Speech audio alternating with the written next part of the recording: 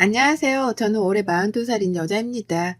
올해도 벌써 10월이 훌쩍 지나가고 있으니 얼마 지나지 않으면 43이 되네요. 나이 먹는 게 조금 서럽기도 하고 가만히 붙잡아 두고 싶기도 하지만 그렇다고 지금 제가 싫은 건 아닙니다. 세월 가는 대로 따라가는 중이고 한두 살 먹어갈수록 전보다 어른이 되어가는 저를 느끼며 사니까요. 그리고 무엇보다 저를 많이 사랑해주고 또 따라주는 껌딱지 같은 남편이 제 곁에 있어줬기 때문인지 사랑을 받는 기분이 늘 들었습니다. 예뻐라 해주는 남편 덕분에 나이 먹는 걸 잠시 잊고 사는 중이었달까요? 참고로 저는 현재 결혼 2년차를 향해 달려가는 중이랍니다. 뒤늦은 나이에 결혼을 했고 제 남편은 저보다 3살이 어린 연하남이랍니다. 그렇다 보니 결혼을 하면서 많은 게 달라졌어요. 그간에는 그저 일에 미쳐 사는 평범한 골드미스 정도로만 사람들이 봐줬었는데요. 40에 결혼을 하고 또 연하 남편과 함께 살기 시작하면서부턴 솔직히 저를 두고 뒤에서 수근거리는 사람들도 있었습니다.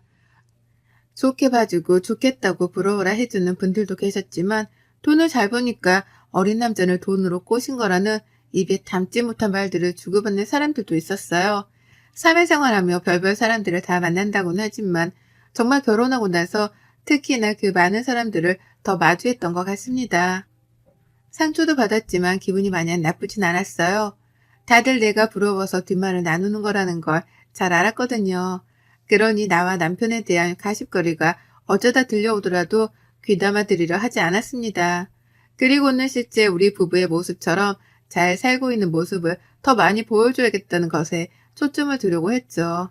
그러나 이 과정에서 시어머니가 끼게 되면 제 반응은 마냥 냉정하지 못했습니다. 시어머니가 우리 부부를 좋아하고 응원해 주시는 쪽이 아니라 뒷말을 나누고 흉을 보면서 싫어하는 쪽에 서 계신 걸 알게 된 순간부터는 저도 작은 말에 흔들리기 시작했던 거죠. 시어머니의 입에서 나오는 작은 흉이나 탄식, 하다못해 사소한 눈초리들까지도 모두 다 저를 들었다 놓기에 충분했답니다. 시어머니께서는 절 참 많이 반대하셨어요. 그것도 참 희한한 방식으로 반대를 하셔서 지금까지도 기억이 남습니다. 며느리가 마음에 안 드는 거라면 남편한테 이 결혼이 싫다고 직접 반대 의사를 밝히셔도 됐고 결혼을 하지 말아줬으면 좋겠다고 제게 직접 말씀을 해주셨어도 될 텐데요. 희한하게 그런 말씀은 절대 안 하시더라고요. 다만 이상한 방식으로 제가 마음에 안 든다는 걸 표현하셨답니다. 나이를 들먹이면서 말이죠. 나이가 40인데 이제 웨딩드레스를 입겠다는 거지? 내 아들이 아직 40도 안 된 건 알고 있고? 라고 하시며 제 나이에 몇 번을 놀라셨고요. 나이가 10살 차이도 아니고 남녀가 바뀌어서 고작 3살 차이가 나는 것뿐인데 뭐가 그리 중요하냐고 물어본 남편에게는 네 말이 맞지? 라고 하면서 맞장구를 쳐주기까지 하셨어요. 방금 전까지 나이 때문에 마음에 안 드신다는 뉘앙스를 풍기더니 아들의 한마디에 또 수긍을 하는 듯 태도를 바꾸신 거죠. 그러다가도 남편이 제 옆에 없으면 아니 근데 큰아이까지 결혼 안 하고 왜 그랬대? 오빠들도 많았을 텐데 라고 하시며 이 결혼이 탐탁치 않다는 말씀을 돌려하셨고 힘들어하는 저를 지긋하게 바라만 보는 적도 많았답니다. 좋게 말하면 지긋이 바라보는 거였고 나쁘게 말하면 힘들어하는 저를 노려보며 즐기는 것이었죠. 자신의 말 한마디에 상처를 받아가면서 반응을 보이는 저를 재밌어라 하셨던 것이었습니다. 그 바람에 저는 저분이 흡사 소시오패스나 뭐 이런 일종의 사람이 아닌가도 잠깐 의심을 했었답니다. 그렇지 않고서야 사람이 저리 매정한 말을 후후 던지며 반응이 뜨뜻미지근할 수가 없었으니까요. 애매하게 싫은 티를 내시는 시어머니가 저를 반대한다는 걸 전 온몸으로 눈치를 챘고 결혼식을 치르기 직전까지도 그 태도를 유지하던 시어머니 때문에 마음고생이 심했습니다. 하지만 결국 결혼식을 치르게 되면서는 어떻게든 관계가 나아질 것이라고 믿으려고 했어요. 중간에도 남편이 많이 노력을 했고 저도 이왕 시어머니가 되셨으니 며느리한테서 호강이라도 받으며 기분 푸시라고 가진 돈을 갖다 바쳐가며 노력을 했습니다. 돈을 벌어서는 족족 용돈을 챙겨드렸고 때맞춰 계절 옷에 계절에 맞는 선물도 사드리면서 시어머니께 쓰는 돈을 아까워하지 않으려 했어요. 그게 제가 살아남는 방법이라 생각을 했으니까요.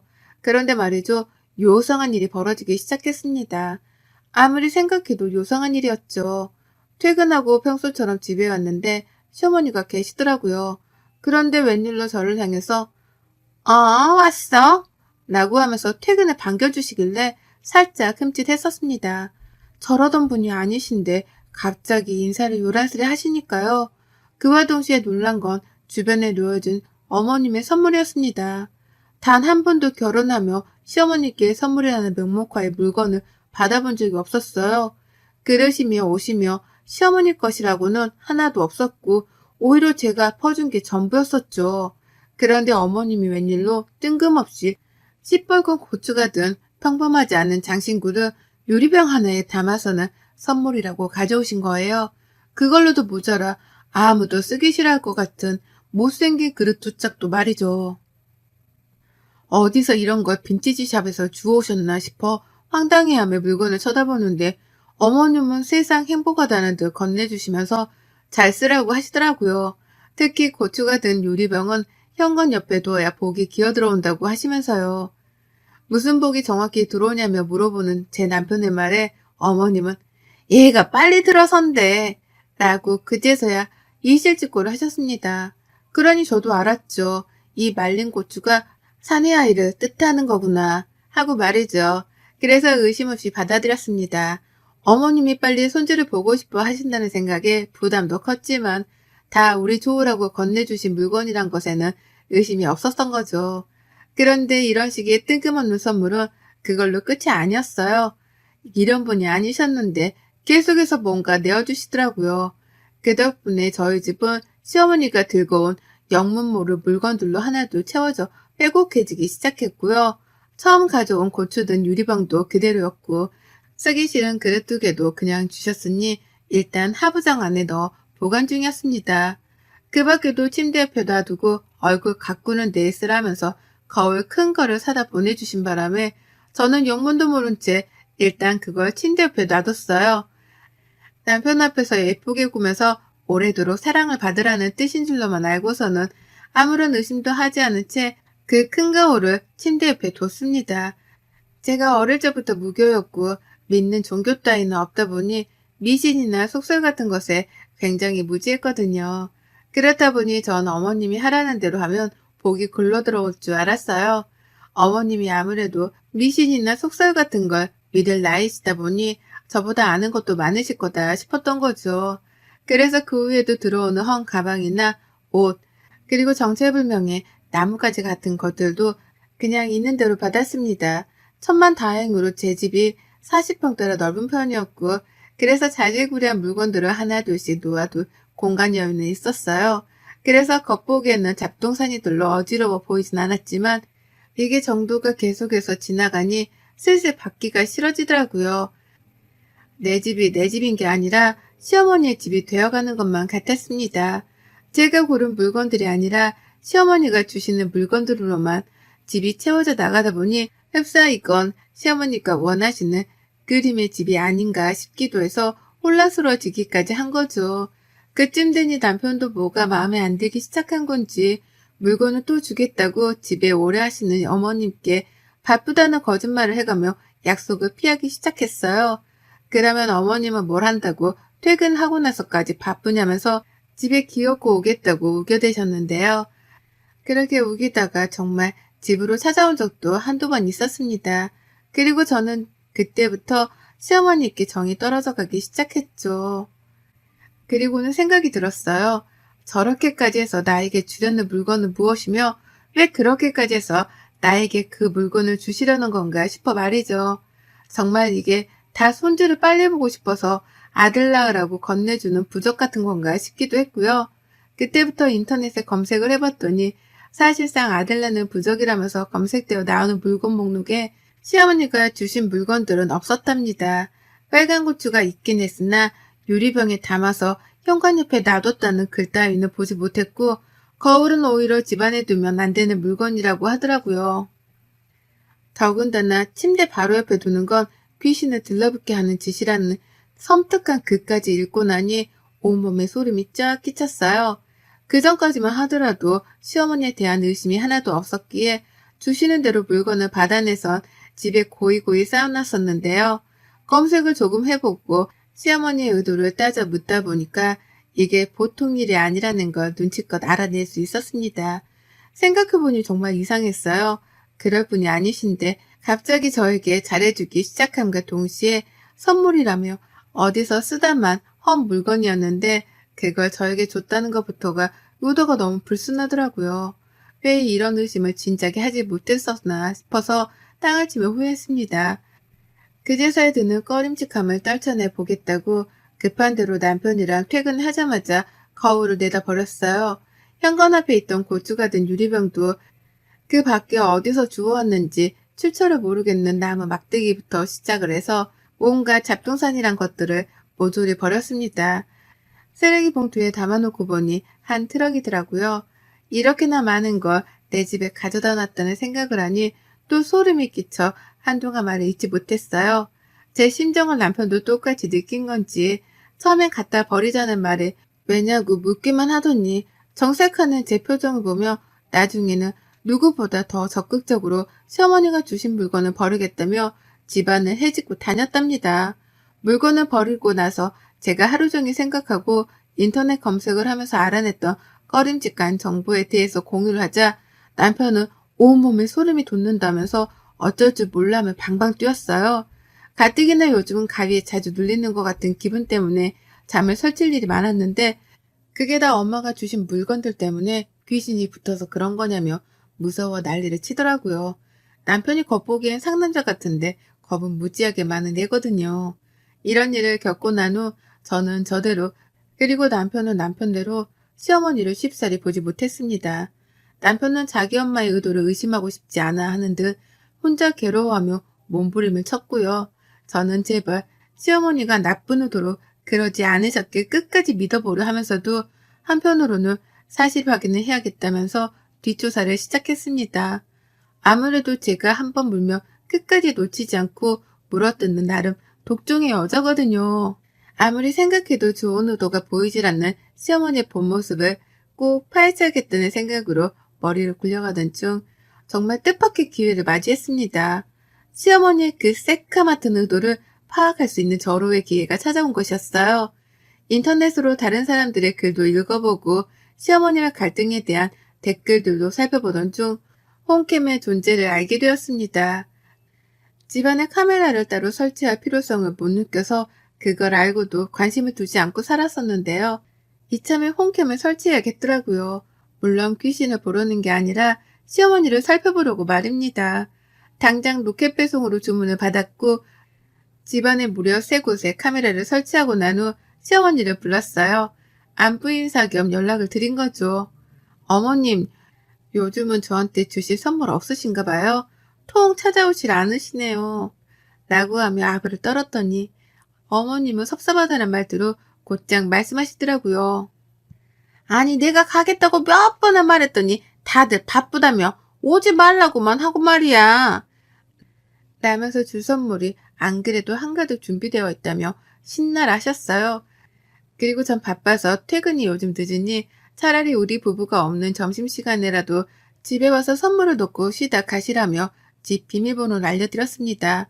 결혼하고서 집 번호를 누군가에게 알려준 건 처음이었어요. 쉽지 않은 결정이었지만 시어머니의 본 모습을 알아내고자 이건 필요한 절차였고 그렇게 어머님께 제 집을 오픈하고 난 후 저는 떨리는 마음으로 그저 홈캠 녹화가 잘 되기를 빌었습니다.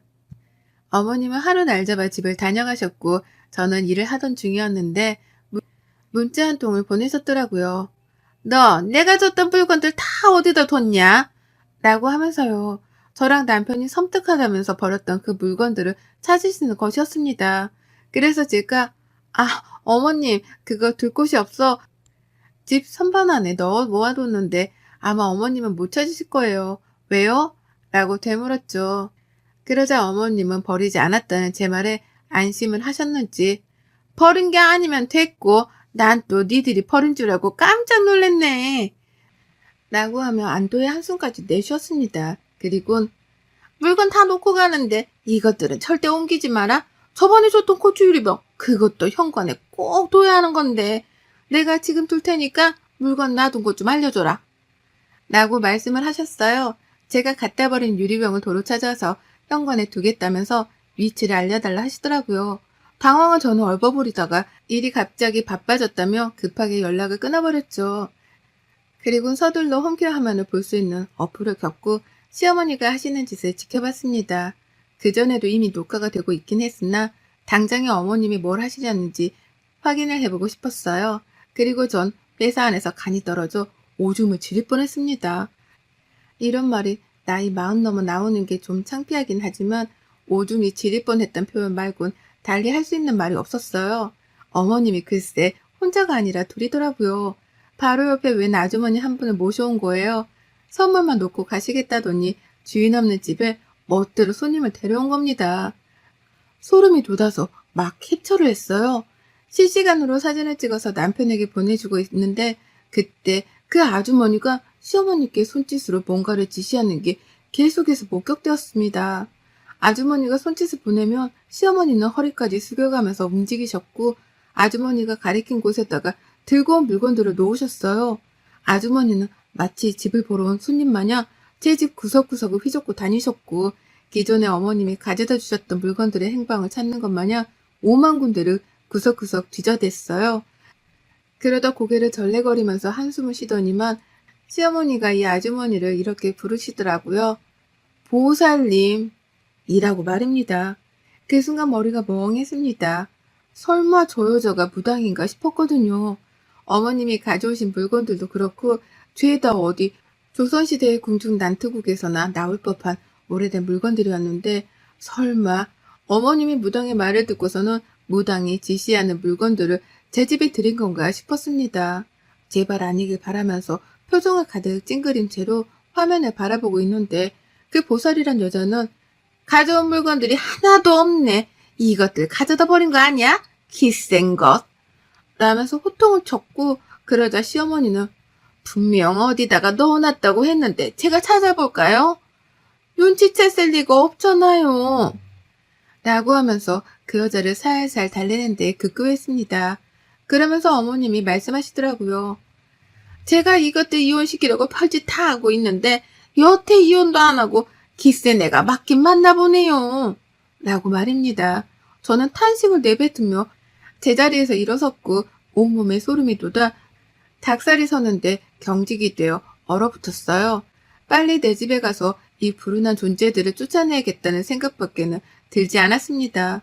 미신 같은 거 믿는 사람은 아니었으나 내 집에 무당이 들어온 이상 뭔가 정말로 불운한 것들이 집안에 마구마구 스며들 것만 같은 꺼림직한 기분이 계속해서 들었어요. 그리고 그때 저는 그만 까무러치며 비명을 지른 채 주저앉고야 말았습니다. 글쎄 그 무당 여자가 카메라를 응시하고 있는 거예요. 카메라를 통해서 저랑 눈이 마주쳤던 것이었습니다. 저는 핸드폰으로 보던 도중 화면에 뜬 여자의 눈초리에 기함을 치며 비명을 질렀고 제가 이렇게 겁을 먹고 있는 걸 아는지 모르는지 무당이란 여자는 집안에서 카메라를 발견했다는 것 같다는 말과 함께 곧장 시어머니께 일렀다 바쳤죠. 혹시 며느리가 이 상황을 보고 있는 게 아니냐 하면서 말이죠. 저는 여전히 놀라서 일어날 정신도 없이 바닥에 주저앉아 있었는데 무당은 카메라를 번갈아 노려보면서 시어머니랑 집을 나갈지 말지 작당을 하다가 결국 카메라를 뜯어버리고는 그걸 든 채로 집을 나섰답니다. 저는 여전히 벌렁거리는 심장을 부여잡으면서 지금 내 집에서 일어난 이 상황에 대해 이해를 하고자 머리를 쥐어뜯었고요. 그러니까 시어머니는 마음에 안 드는 며느리 하나를 이혼시키기 위해서 무당까지 찾아갔던 것이었고요. 그 무당이 하라는 대로 저주가 담겼을 것으로 추정되는 물건들을 하나둘 제 집에 들여놨던 것이었습니다. 그 물건에 남의 피가 묻었을지 똥이 묻었을지 누가 아냐고요. 저는 이 사실을 바로 남편에게 일러다 바쳤고 저보다 충격을 받은 건지 남편은 회사까지 반차를 내고 당장 시댁으로 갔어요. 가서 조져놓겠다는 말을 남긴 채 소식이 끊겼고요. 걱정이 된 저도 반차를 내고 바로 남편 뒤를 쫓아 시댁에 갔는데요. 글쎄 그 무당이란 여자가 시댁 안에 있더라고요. 카메라에 담겼을 상황을 어떻게 대처할지에 대해서 의논을 하겠다며 시어머니랑 같이 시댁에 가서 추후 작당을 기획하고 있었던 겁니다. 그 현장을 저랑 남편이 번갈아 덮친 거고요. 무당은 이미 저희 남편한테 욕을 처먹다 못해 멱살까지 잡혀서는 노후라 애원 중이었고, 무당 같지도 않고 딱 보니 사기꾼인 것만 같아 보이는 그 여자를 뒤로 한 채 저는 시어머니께 녹화된 현장 영상을 보여줬어요. 이거 들고 당장 경찰서에 가도 할 말이 없으시지 않냐며 화도 내고 욕도 하고 하다 이혼을 정말 하겠다고도 했습니다. 이대로는 꺼림칙해서 어머님 같은 시어머니를 두고 살 자신이 없다며 말이죠. 그 말에 남편은 더욱 미안했던지 감정이 격해져 시댁을 아주 난장판으로 만들어놨고요. 어머님이 주셨던 물건들을 싹 다 버려놓길 정말 잘했다는 생각과 함께 저는 사과조차 받지 않으려 했습니다. 도무지 사람이 할 수 있는 상식밖의 행동을 한 시어머니를 사람 취급해드리지 않기로 했거든요. 그리고 전 당장에 집으로 뛰쳐가서는 시어머니가 놓고 가셨던 새 물건들을 모조리 다 싸두고선 다시 시댁으로 왔습니다. 그리고는 남편에게 시어머니를 붙들고 있게 한 후 저 혼자 숨바꼭질을 하듯이 그 물건들을 시댁 안에 숨겨뒀어요. 시어머니가 절대로 찾아내지 못하시도록 말입니다. 그러자 시어머니는 그 물건이 정말 재수가 없는 물건들이었는지 당장 가지고 나가. 아유, 나 진짜 그것들이랑 같이 한 집에서 못 지내. 가지고 나가 버려줘, 제발. 라며 울고불고 매달리셨어요. 그딴 물건들을 내 집에 잘만 놓고 갔다는 생각에 저는 더욱 화가 치밀어 올랐고요. 도대체 무슨 물건인데 이렇게 기함을 치는 거냐면서 남편이 따져 물으니 어머님은 끝까지 말을 아끼시다 겨우 한 말씀 하시더라고요. 여자한테 안 좋은 거야. 라고 말이죠. 당신 아들한테는 해를 끼칠 생각이 없었다는 걸 어필하기 위해서 굳이 성별을 들먹이며 대답을 대신 한 겁니다. 그걸 보면 전 끝까지 물건을 숨긴 장소를 알려드리지 않으리라 재차 다짐을 했고, 시어머니하고는 사과를 받고 말고를 떠나 연을 끊고 살겠다고 통보를 한 채 시댁을 빠져나왔어요. 이미 남편이 시댁을 난장판으로 만들다 못해 시어머니 눈에서 눈물을 쫙 빼놓은 후였는지라 제가 더 할 수 있는 건 없었습니다. 그저 숨겨놓은 물건들을 시어머니가 다시는 평생 찾지 못하시도록 비는 수밖에요. 그러면 시어머니는 불편하고 꺼림칙하고 재수가 없다며 마음고생을 하면서 그 물건들을 끝까지 찾으실 테니요. 고약한 시모를 만나면 결혼하고 나서 팔짝을 꼬인다더니만 제가 딱 그 짝이었습니다. 다행히 남편 사랑이 한결같아 좋기는 하지만 전 재수없는 이 집에서 다신 더 살고 싶지 않다며 당장 집을 내놨어요. 현재 남편이랑 저는 친정에 들어와 단기로 사는 중이고요. 그리고 다시는 이사가는 집을 시어머니께 알려주지도 않을 거고 초대도 안 할 겁니다. 비번을 숨기는 건 당연하고 남편하고는 시모 얘기를 죽을 때까지 함구하고 살기로 약속도 했네요. 인생의 반은 산 것 같은데 평생 멀리하던 미신에 발 한 번 걸쭉하게 담긴 후기였습니다. 전 아직도 소름이 돋아서 자다가도 잠을 설치며 깨요. 언제쯤 이 꺼림칙함이 사라질지는 모르겠지만 이렇게 사연을 적어보내며 후련하게 시모 욕이라도 해봐서 좋네요. 부디 이 순간에도 어머님은 제가 숨겨놓은 물건을 찾다가 재수 털려 겁먹고 계시길 진심으로 바랍니다. 여러분의 생각은 댓글로 남겨주세요. 오늘도 시청해주셔서 정말 감사합니다.